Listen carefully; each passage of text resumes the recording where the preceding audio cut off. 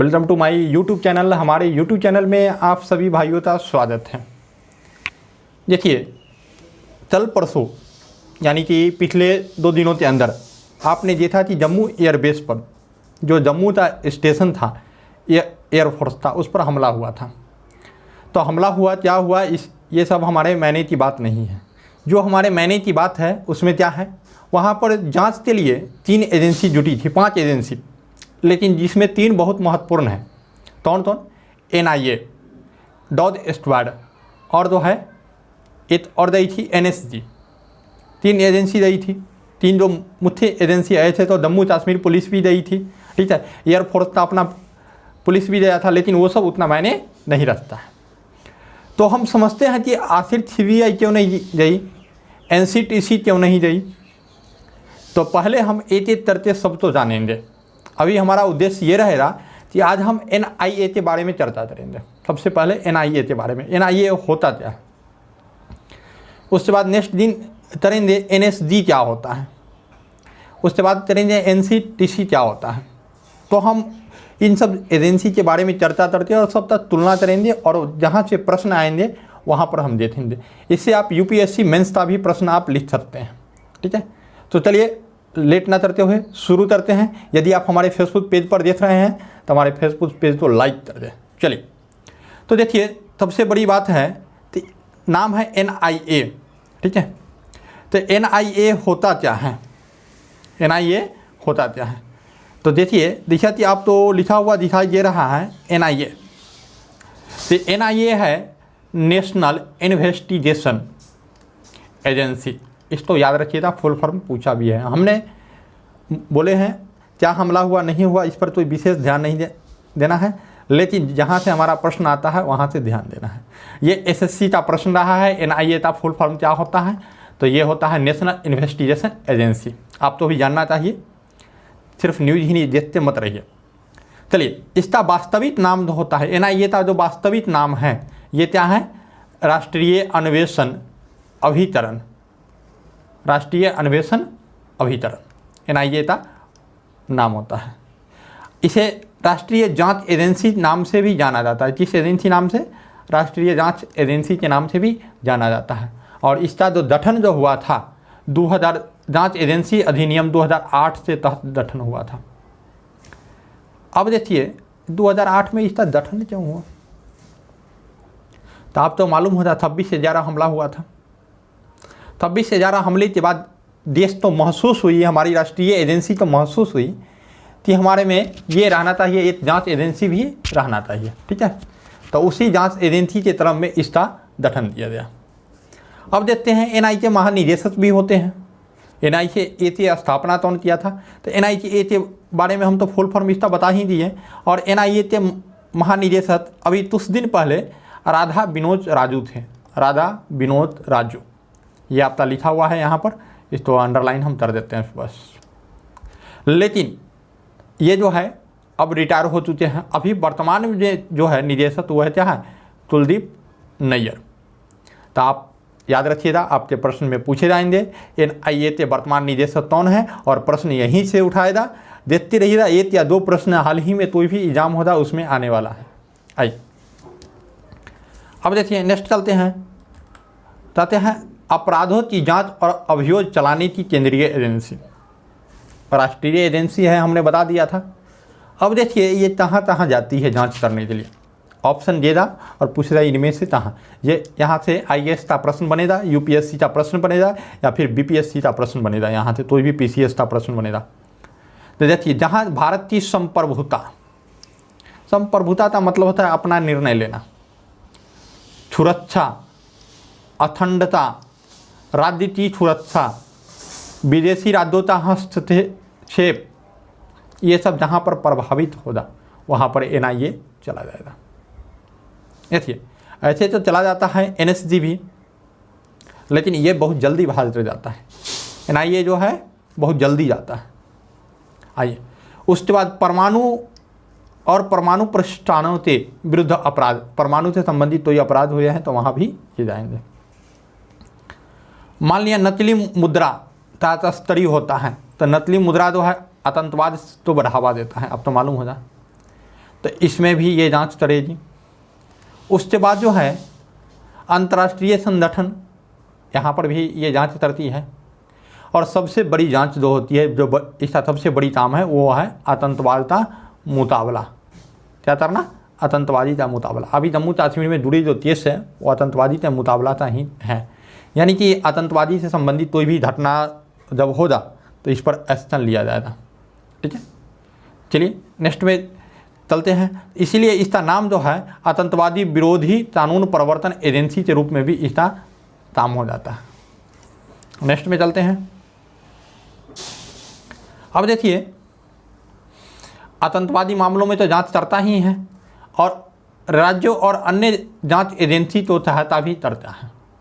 जैसे सीबीआई तो सहायता करेगा, एनसीटीसी तो सहायता करेगा। आप जानेंगे नेक्स्ट वीडियो में हमारे एनटीसी क्या होते हैं। अब देखिए, आतंकवाद से संबंधित कोई भी सूचना होगा तो उसका डाटाबेस तैयार करेगा और दूसरे जांच एजेंसी तो देगा। जैसे एनएसजी तो देता है, हमारे वायुसेना तो देता है, थल सेना तो देता है। ठीक है, तो ये सब जो है डाटा साझा करता है। आइए, इसका मुख्यालय कहाँ है? पहले तो इसका मुख्यालय सिर्फ जो है नई दिल्ली में था, लेकिन अब जो है इसका मुख्यालय नई दिल्ली में है ही। उसके बाद इसका ब्रांच कर दिया गया है हैदराबाद, गुवाहाटी, कोच्चि, लखनऊ, मुंबई, कोलकाता, रायपुर और जम्मू में। यानी कि देश के विभिन्न हिस्सों में इसका ब्रांच कर दिया गया है, फटाफट वहाँ पहुँच जाएगी। अब ये आप सुन रहे होंगे, जब ये हमला हुआ था तो जम्मू में पहुँचने में देरी लगा रही थी। अबाउट जो है रात के 1:30 बजे हमला हुआ और उसके बाद जो होता है वहाँ पर सवेरे 10 बजे तक ये जांच एजेंसी नहीं पहुँच पाती है। तो कहीं ना कहीं इसकी थोड़ी सी कमी ही है। तो इसका मतलब है जम्मू में जहाँ पर वो है वहाँ से थोड़ी दूरी पर है। ऐसे भी जम्मू का रास्ता पहाड़ी एरिया तो थोड़ा पहुँचने में देर ही लगेगा। चलिए नेक्स्ट चलते हैं। अब चाहता है एनआईए का गठन हुआ तो क्यों हुआ गठन? एनआईए का गठन क्यों हुआ? तो हम मोटा मोटी तौर पे ये लिखा हुआ है, आप इसको देख लीजिएगा। आपको पीडीएफ हम उपलब्ध करवा देंगे। ठीक है, मोटा मोटी हम बता देते हैं कि जहाँ भी आतंकवादी गतिविधि का आशंका लगेगा वहाँ पर ये जांच करने के लिए चले जाएगी, चाहे वो राष्ट्रीय स्तर पर हो या फिर अंतर्राष्ट्रीय स्तर पर, या फिर हथियार का मामला हो या तस्करी का मामला हो या फिर नोटों का मामला प्रसार हो। इन सब के संबंध में जहाँ भी ज़रूरत होगा, समझे ना, वहाँ पर पहुँच जाएगा। अर्थात इसका तो गठन का मेन उद्देश्य था इन सब गतिविधियों को रोकना था। ठीक है, अगर आपका प्रश्न यूपीएससी में पूछा जाएगा तो जितना ये दिया हुआ है उतना अगर आप लिख देते हैं तो पूरा का पूरा नंबर मिलेगा। आइए, हमने बताया 2008 में आतंकवादी मुंबई आतंकवादी 26/11 की हमला हुई। उसके बाद जो है हमारा जांच एजेंसी सक्रिय हो गई और उसी समय से देश में एनआईए का मांग होने लगा। यानी कि कोई ऐसी एजेंसी होती जो राष्ट्रीय स्तर पर जांच करती। ऐसे सीबीआई भी है, लेकिन नहीं, अभी हमने बता दिया है सीबीआई की चर्चा नहीं करेंगे, अगले नेक्स्ट वीडियो में करेंगे। तो एनआईए का क्या हुआ? गठन हुआ मुंबई हमले के बाद। इसका तत्कालिक कारण क्या था? मुंबई हमला। आइए, अब देखिए एनआईए का कार्य क्षेत्र क्या है? एनआईए का पावर ऐसे बहुत हैं, लेकिन हम थोड़ा सा पावर का बात करेंगे। एनआईए अधिनियम 2008 के तहत धारा 6 के अनुरूप ये स्वतंत्र जांच एजेंसी है। इस पर किसी का अंकुश नहीं है, सिर्फ इस पर जो है गृह मंत्रालय का ही आदेश चलता है। किसका आदेश चलता है? गृह मंत्रालय का। ठीक है, गृह मंत्रालय के अंदर रहते काम करता है। तथा एनआईए जांच के मामलों तो एनआईए के विशेष न्यायालय के समक्ष रखा जाता है। यानी कि एनआईए का अपना एक स्पेशल कोर्ट होता है, उसके सामने इस मामले को रखा जाता है। पता है गैर कानूनी गतिविधियाँ रोकथाम, जैसे यूएपीए, इसको जो है यूएपीए एक कानून बनाते इसको दे दिया। यूएपीए कानून किस प्रकार का कानून है? ये देखिए, ये जो है बहुत ही जटिल कानून है। यानी किसी पर भी अगर आशंका होती है तो उसे तुरंत जब्त कर दिया जाता है। जबकि इस कानून का विरोध हमारा ये अनुच्छेद 22 भी करता है, लेकिन वहाँ चुनौती दी गई थी। लेकिन इस कानून को हमारे सुप्रीम कोर्ट ने वैध ठहराया, क्योंकि देश की एकता और अखंडता हमारे लिए जरूरी है। आइए, तो यहाँ पर देखते हैं रोकथाम अधिनियम 1967, यानी कि गैर कानूनी गतिविधि रोकथाम अधिनियम 1967 के तहत एक कानून बना था यूएपीए। आप तो इसका फुल फॉर्म पूछा जाएगा और पूछा भी गया है। क्या होता है? अनलॉफुल एक्टिविटीज प्रिवेंशन एक्ट, यानी वैसा एक्टिविटीज करेगा जो लॉ के अधीन नहीं है, तो उसमें इसको क्या कर देगा? पकड़ के जेल डाल सकता है। चलिए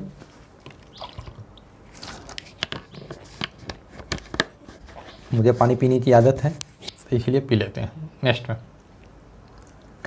यूएपीए, ठीक है, यह मंजूरी अधिनियम की धारा 45(2) के तहत 45(2) के तहत प्राधिकरण की गठित रिपोर्ट के आधार पर दी गई।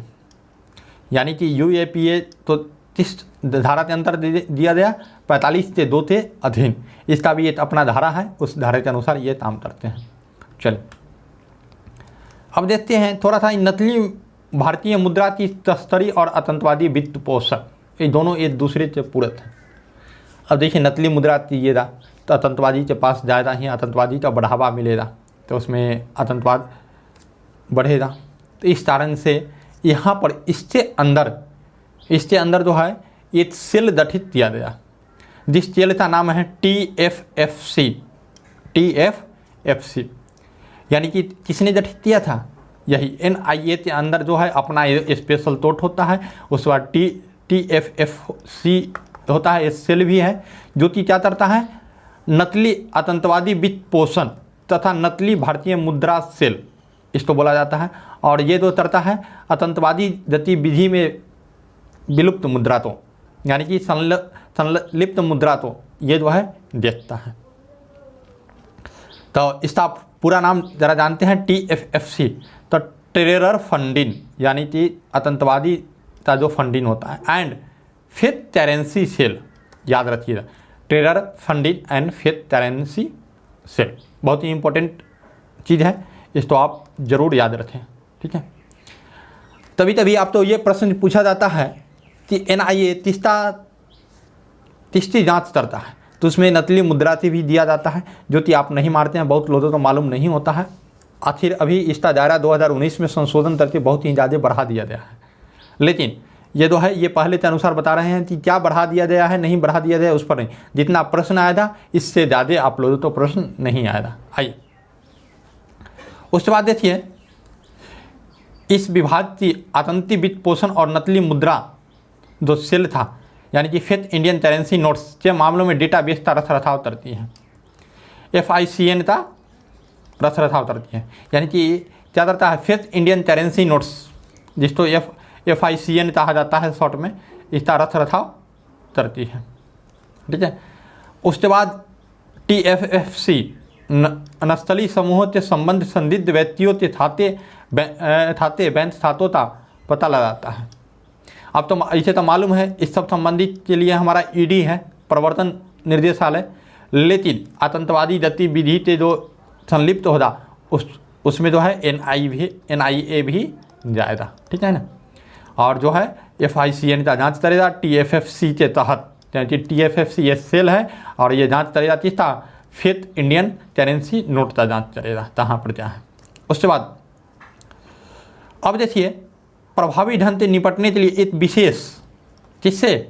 FICN से, यानी कि फिएट मुद्रा से निपटने के लिए ये जो है स्पेशल जो है स्ट्रीम LWE लागू किया गया, यानी कि एक विशेष दास्ता बनाया गया। कौन? लेफ्ट विंग एक्सट्रीमिज्म, ये जो है एक सेल बना दिया गया जो इसको जो है जांच करते देगा। TFFC जांच करते इसको देगा, FICN का क्या करेगा? देखिए इधर TFFC ये जांच करेगा किसका? FICN का, और ये दे देगा किसको? LWE तो दे देगा, और ये जो है उस पर कार्रवाई करेगा। ठीक है, हमने बताया है पहले ही, ये गृह मंत्रालय के अधीन आता है और समय समय पर गृह मंत्रालय इसमें संशोधन करते रहते हैं। आइए, हमने बताया था हाल ही में संशोधन हुआ है, जो 2019 में संशोधन हुआ है। इसमें क्या? राष्ट्रीय अन्वेषण अभिकरण संशोधन 2008 का ये कानून था, इसको 2019 में संशोधन करके इसका दायरा बढ़ा दिया। तो दायरा वही सब साइबर अपराध तो भी इसमें शामिल किया गया है, प्रतिबंधित हथियार तो भी शामिल किया गया है, और जाली मुद्रा तो भी शामिल किया गया। यहाँ तक कि विस्फोटक अधिनियम के तहत इसको भी दे दिया गया है 1908। ये भी याद रखिएगा, विस्फोटक पदार्थ अधिनियम, जो फटाता उठाता फोड़ते हैं, इसका भी एक नियम होता है। और इसका जो है 1908 के तहत ये दे दिया NIA, तो इसको सौंप दिया गया है। ठीक है। धारा 66F के तहत साइबर आतंकवाद से संबंधित मामलों की भी ये जांच करता है, क्योंकि हमने बताया है कि 2019 के रिपोर्ट के अनुसार इसका जो है दायरा बढ़ा दिया गया है। लेकिन भारत में कोई डेटा सुरक्षा अधिनियम परिवर्तित नहीं है और साइबर आतंकवाद की कोई परिभाषा तय नहीं है। अभी तक साइबर अपराध क्या होता है भारत में, इसका तय नहीं किया गया है। तो सरकार तो चाहिए इसमें इसका तय कर दे और NIA तो सौंप दे, ताकि और अच्छे तरह से। अभी देखते हैं फेसबुक पर बहुत सारा फेक न्यूज़ आ जाता है, तो इन सब चीज़ों को जांच के लिए एक अलग से एजेंसी बना दिया जाए, ताकि फेसबुक तो देखते रहें, व्हाट्सएप तो देखते रहें, अफवाह की खबर ना फैले। तो चलिए धन्यवाद, फिर मिलते हैं अगले वीडियो में।